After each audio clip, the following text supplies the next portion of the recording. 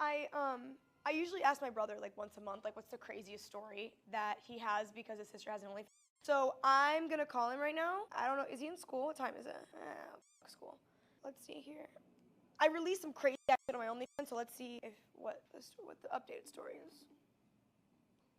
Hey, what's the craziest story you have this month about me having an OnlyFans? Like, what's the craziest thing that's happened to you?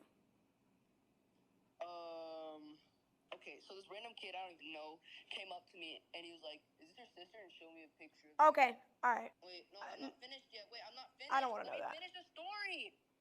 All right, so basically, what happened was he came up to me and showed me a picture, but it wasn't just a picture of what I thought. It was actually a video. All right, I gotta go. Bye. I can't hear that. I can't hear that. What video? I don't want to know. Oh, he texted me. I'll just buy him a car for his birthday. He'll be fine.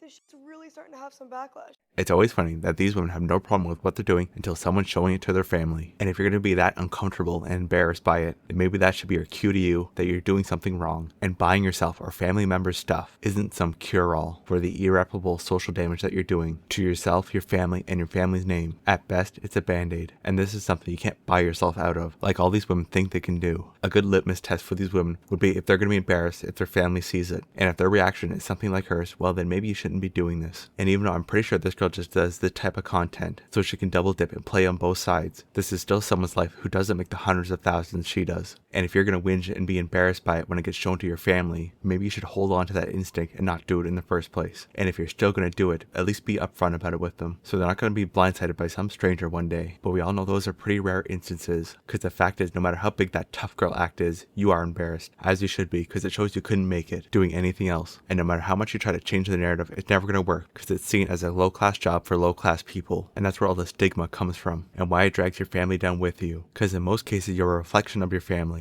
That's why their respect level is so different from the families who have doctors and lawyers compared to the families who have adult stars in them. And you can drape yourself in all the rich people stuff like cars, Rolexes, and brand clothing, but none of that stuff buys respect from strangers or your family. And if you're going to do low-class things, be prepared for those consequences.